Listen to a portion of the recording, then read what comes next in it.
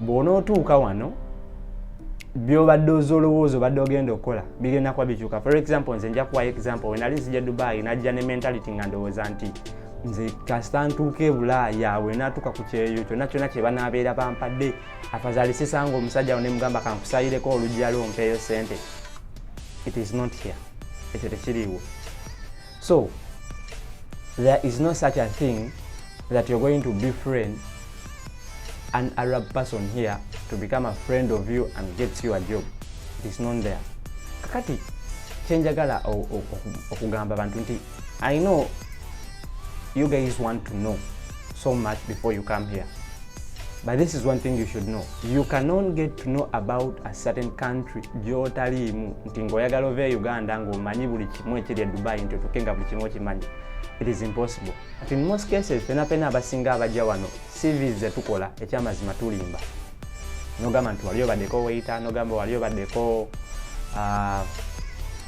barista, nogamba wali obaddeko customer service attendant, but we are all lying, and that's the fact. Tulina okukkiriza nti wano emirimu gisinga fena tukola ki tulimba mu CV kubanga oyagala kikuyisaawo ate era we bakuwa omulimu wano omaliriza okoze eki bakuwadde training mwogwo omulimu gwennyini gw'ogenda okukola n'oyiga kikyogenda okukola ekituufu. Teri kampani ekuwa mulimu wano n'otakola.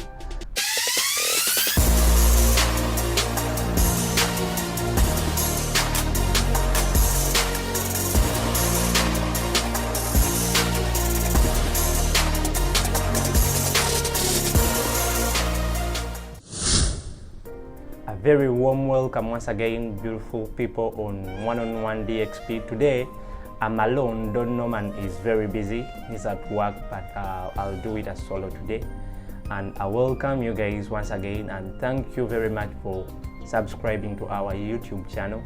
The numbers are growing, and I will non-stop thanking you guys for what you're doing. Keep the subscribers going up. If you see the video on Facebook, just know there are so many other videos that are on YouTube. So if you want to get back information on different things that happen here in Dubai, you should go on our YouTube channel. The link is on the top of the video. So you tap that link, it will take you straight to our YouTube channel, and subscribe to the YouTube channel, and make sure you also put the bell button such that every time we post a video on YouTube, you get a notification and you'll be among the first people to watch that video. That is the only way you can also support us, because we are giving out information. We are not paid by anyone, but because we want people to be equipped with information before they come to Dubai, that's why we are doing it. So if the numbers shoot on YouTube and we reach 1,000 subscribers, YouTube is going to start paying us. That is the target we are looking for. So the more you subscribe, is the more you're helping us to get our channel monetized. So today I'm going to be doing a continuation of the previous video when we are talking about the various jobs that are here in Dubai, and I'll be clarifying a few things ku bimu bye tutayogera mu eri video n'ebibuuzo ebize bibuuzibwa. So I'll begin with this. First of all, there are so many jobs, like we said in the previous videos, here in Dubai. Ejimu twagimenya, ejimu tetwagimenya. But in Dubai, I'm going to categorize it in this format. Nti mu Dubai, nga bwe twabagamba mulimu emirimu emyange egy'okufuna, mulimu emirimu emizibu egy'okufuna, sinti mizibu gya kufuna in search, but mizibu because of the interview questions that they do ask. For example, we told you the waiter job, it seems easy for you as you see it. It is about serving people, but they can ask you questions that put you off. Bayinza okubuuza Trevor gikwata batya, bayinza okubuuza when you're serving ani gw'otusookerako okuservinga, when you're taking an order, who do you pick the orders from? If let's say it has come, it is a family, kuliko omusajja n'omukazi, who do you focus much more? Singa family ebezi nga kuliko omusajja n'omukazi. And all these questions require you to be ng'obadde okolako omulimu guno. Kati in most cases pena abasinga abajja wano CVs ze tukola ekyamazima tulimba. Nogamba nti wali obaddeko waiter, nogamba wali obaddeko barista, nogamba wali obaddeko customer service attendant, but we are all lying, and that's the fact. tulina okukkiriza nti wano emirimu egisinga ffenna tukola ki tulimba mu CV kubanga oyagala kikuyisaawo ate era bwe bakuwa omulimu wano omaliriza okoze eki bakuwadde training mwogwo omulimu gwennyini gwogenda okukola n'oyiga kikyogenda okukola ekituufu teri kampani ekuwa mulimu wano n'otakola kakati kyenjagala okugamba abantu nti I know you guys want to know so much before you come here. But this is one thing you should know. You can only get to know about a certain country gy'otaliimu nti ng'oyagala ove Uganda ng'omanyi buli kimu ekiri e Dubai nti otuuke nga buli kimu okimanyi. It is impossible because the dynamics here zikyuka. Bw'onootuuka wano by'obadde ozolowooza obadde ogenda okukola bigenda kuba bikyuka. For example, nze nja kuwa example we nali nzija Dubai najja ne mentality nga ndowooza nti nze kasita ntuuka e Bulaaya bwe naatuuka ku kyeyo kyonna kye banaabeera bampadde afazaali sisanga omusajja ne mugamba kankusayireko olujja lwo mpeeyo sente. It is not here. Ekyo tekiriiwo. Wano ova mu nnyumba yo ogenda ku interview oba ng'ogenda ku mulimu. Teri ebyo nga byolaba e Uganda muno osobola ogendako mu maka g'oli n'okyalaamu ne munyumyamuko. It is not here. So there is no such a thing that you're going to befriend an Arab person here to become a friend of you and gets you a job. It is not there. Ekitegeeza nti information ennyingi ennyo gye mwagala ffe tuli kubawa basics ojjenga olinako idea ku kiki ogendamu okukola. Naye details ennyingi zemubuuza kati noonya nti omulimu kati applyinga ntya kati interviews nzisangawa ate ebyo ebisinga ogenda kubimanya ng'oli wano kubanga onoobeera e Uganda ne b'oteeka mu internet ya Uganda n'ogamba Dubai jobs bagenda kukuleetera emirimu mitono nnyo. But when you come here waliwo kye bayita intranet ya wano like the system of here of the internet definitely when you're here zikyuka era bw'onooteekamu interviews today in Dubai bagenda kukuleetera interviews zonna eziri mu Dubai. Bw'onookiteekamu ng'oli Uganda bagenda kuwako only a few kubanga the internet that you're connected to is of Uganda. Tebajja kuleetera details yonna. So it is much better bw'otuuka wano system ojja kubanga ogitegeera bulungi. Kati abasinga mubadde mubuuza ku kintu ky'okubeera nti emirimu tugifuna tutya e Dubai. Wano e Dubai ekisooka buli lunaku waliwo over interviews ndowooza ezisukka ne mu 2,000 buli lunaku. That is for a fact. Nga ziranginga from sales inza okusanga waliwo interviews za sales nga waliwo abaagala abantu abagenda okuba nga ba shop assistant nga ziri interviews nga 100. So you choose which interview you go to. If you search in the internet babeera bakulaga interviews eziriyo. Oyinza okusanga interviews aba customer service attendant zisukka mu 100. Oyinza okusanga interviews z'aba waiter zisukka mu 100. Oyinza okwetanga interviews aba reception eziriyo zisukka mu 100. Interviews aba security guard, interviews aba cleaner, interviews aba car washer, interviews aba barista, interviews aba drivers nga zisukka mu 100. Okitegeera? So when you're here, internet teriyo nnyumba gy'ogenda kubeeramu wano nga terina internet. Ekyo tokyeraliikirira. Definitely on your phone you're going to be connected. Kitegeeza ogenda kuba osobola okusaakinga ku mulimu ki oguliyo enkya. So nga bw'osuula CVs ku different websites eza different companies beera ng'osaakinga interviews eziriyo ate era bw'obeera wano banno b'osanzeewo already ababadde bamazeewo omwezi gumu ba myezi 2 bo babeera bamaze okutegeera system nti otambula otya interviews ziriwa waliwo awali interview bw'obeekwatako otandika okutambula nabo ku interviews ez'enjawulo. So ekintu kyenjagala muleme kuddamu kweraliikirira ate Abanayuganda kyenzudde nti ffe bennyini twebbisa kubanga mu videos zaffe zonna ze tukoze tuzze tubagamba nti ffe tetusobola kufunira muntu mulimu awula tuli kuyambako omanye what to do when you come here to get a job. But you know the most of the questions that you guys are asking, almost all of you, is how can you help me to get a job and I pay you? If you come in that approach ng'omuntu omusanze ali wano visa ya mugwako atayina biwandiiko, trust me agenda kugamba ngenda kufunira omulimu agenda kubbako ssente azitwale kubanga omuwadde platform y'okubba. Now that is the mentality system yaffe gyetukulizaamu nti everything you're supposed to pay. Tetwekkiririzamu nti osobola okwefunira omulimu. Kati njagala mbabulire wano waliwo ba agent abafunira emirimu kituufu. Their offices tezifuna emirimu wano e Dubai ng'osasula ne bakufunira omulimu. But omulimu gwe bagenda okufunira omanyi kye bagenda okukola, bagenda kugamba tugenda kutwala ku interview ogikole.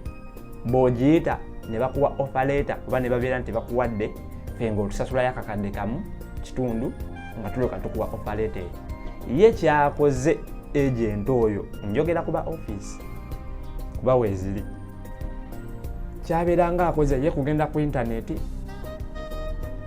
n'apatanalinga ne human resource oba HR w'eyo company katugambe mukwano gwe kubanga bayindi n'abayindi abeera boogerezeganya n'amugamba ngenda kuleetera abaana mu interview, mwinayo interview ngenda kuleetera abaana 10 mu abo nsaba ononderemu 5. Gwe weekoledde interview gabadde maanyi gono just kyakoze iziendi yategedde interview eriyo n'akutwalawo bw'omala okugiyita nga by'oyogedde bye bikuweesezza omulimu ate n'omusasula akamu ekitundu ky'oyagala. Kibeera beta n'ofuluma ku makya n'ogenda ku interview gwe kennyini n'ogyekolera n'ofuna omulimu. Saagala ojje ng'oli kutya ng'ogamba nti no emirimu mizibu okufuna e Dubai. Of course ekyo kikulimu kubanga tonnatuuka wano. But once you reach here, you're going to know how your friends are moving out to do interviews. And if you do like 2 interviews here, you will know that it is possible okufuna omulimu nga gwe kennyini weekoledde interviews. Sometimes it takes time okufuna omulimu. Visa eyinza n'okuggwako nga tonnafuna mulimu. Kiri kinabagambye nti it depends on how lucky you are. Tolowooza nti ogenda kujja ofuna omulimu the next day. I've seen people who have come here nga agize ku visa ya myezi 3 n'afuna omulimu mu weeks 3. Abeera lucky. Eyo yebeera chance ye. Waliwo kye tuyita timing. If it is not your time, trust me, even if you do what, you will not get a job. Nali mazeeko wano na resigningako ku mulimu wano ne mmala omwaka mulamba nga sirina mulimu nenga nina experience ya wano. It is not because bwe nali njogera byali bya kisiru to the various interviewers that I was meeting. No. It is because my time had not reached. Kyali kyengezaako kulaga nti kati gwe imagine oli fresh wakajja tolina Dubai experience oyagala ogufuniyewo tomorrow. It does not work like that. It will take you several interviews until you gain the experience of how to talk to these people, the confidence of how you talk to these people. Ofuna omulimu. So, by all means, emirimu wegiri e Dubai, buli lunaku nkugambye waliyo interviews ezisukka 1000 wane Dubai. So, tojjango gamba nti no, ngenda kati kugujjawa, ngenda kutomera nti abantu buli kimu wano kwekiri ku internet. As far as interviews and kunoonya mirimu wane Dubai, wegiri mingi egisukka 1000 every day. So, njagala ojje ngo boosting up your confidence that you're going to get a job. What you need to do is to wake up every morning, send CVs, look for interviews. Kubanga mu interview enyingi zogenda okukola katugambe mu myezi 2 bw'oba okoze interviews nga 50 temujja bulamu ko company at least ekuyita ekugambe tukuwa sente wezi either gogane offer oba ogikirize. My next question jengenda okuddako abantu abasinga muli kubuzanya ekibuuzo kya njagala nfuna omulimu nga gwa miliyoni nga 3, njagala nfuna omulimu nga gwa miliyoni 3 okwambuka. Well and good. If you're new, nofuna omulimu nga gwa miliyoni 3 here, weesuneko. That's for a fact.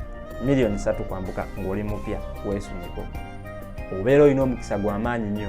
In most cases, abantu abapya emirimu gye basinga okufuna gibeera gya miliyoni 2 kitundu, miliyoni 2 kamu 8 kamu kitundu. Kubanga oba toyina experience.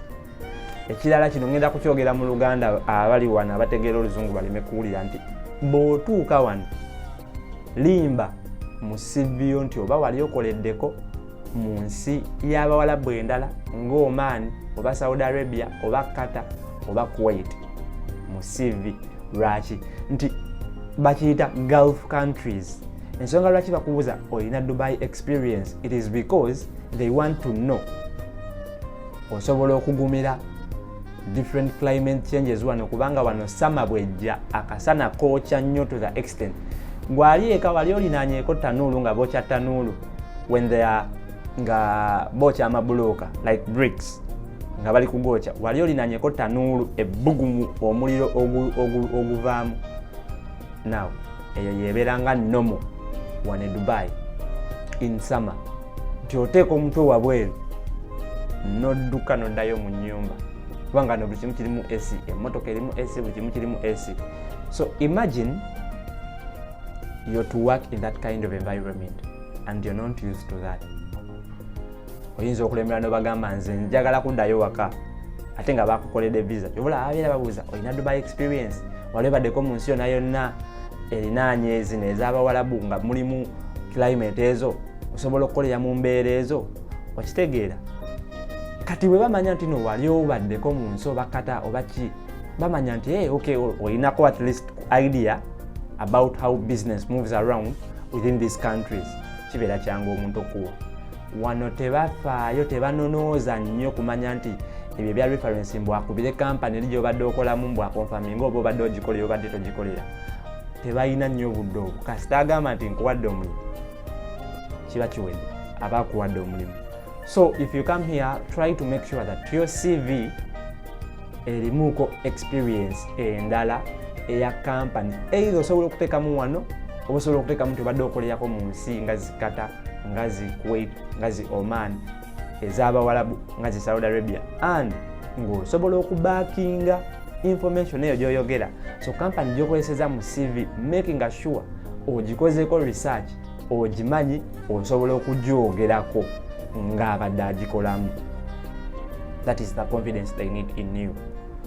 Now, when it comes to issues of how you move to get a job, this is what I can tell you. Nti oyina banna abali wano, waliwo groups abatuuka wano bakola groups. Osobola okuyingiramu ezo group n'omanya engeri gy'ogenda okuba ng'otambulamu ne banno ne mugenda ku interviews ez'enjawulo.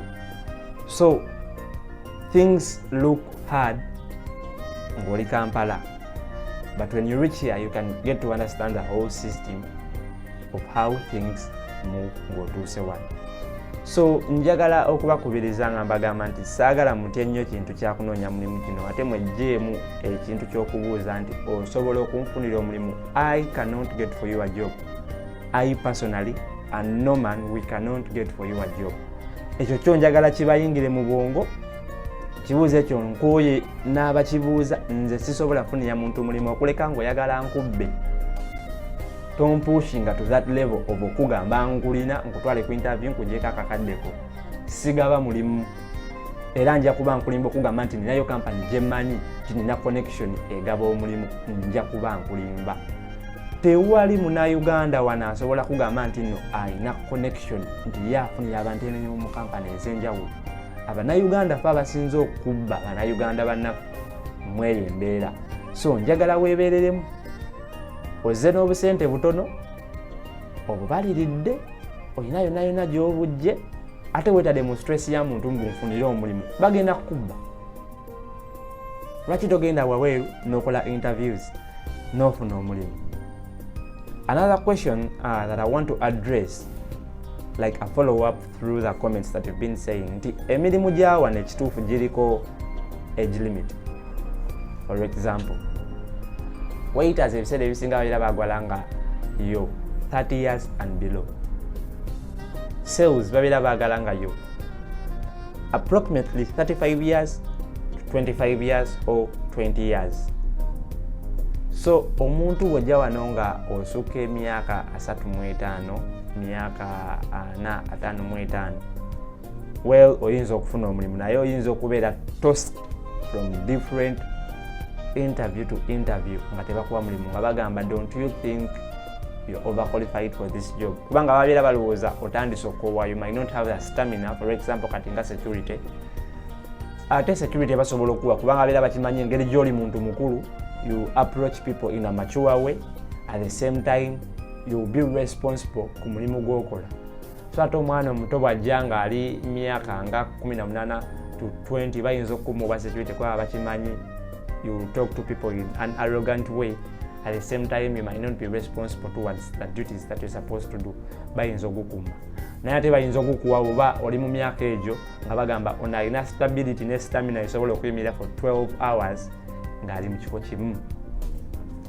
Omukulu asooka emyaka 35 ku myaka n'abayinza okukuma nga bagamba oyinza okuba tolina stability esobola okuyimirira from 6 in the morning to 12 in the evening. So those are the challenges.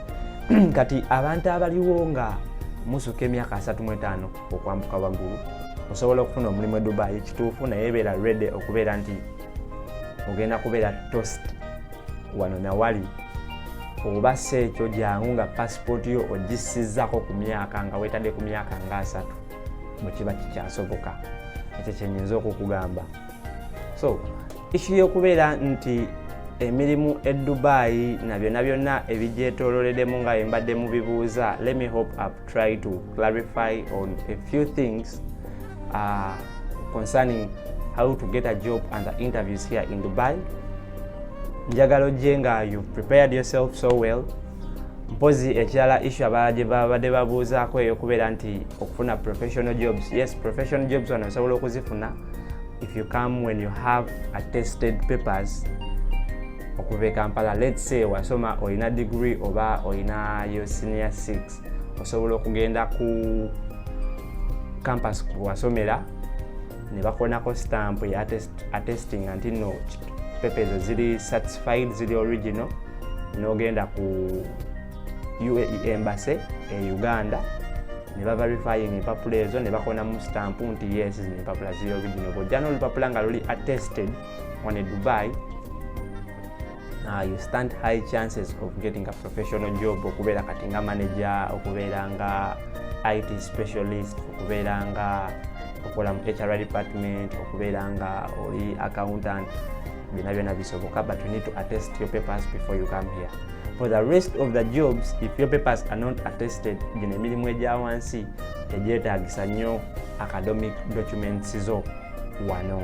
So ebyo bye bimu ku bintu byeweetaaga okumanya ng'ojja wano e Dubai okunoonya omulimu.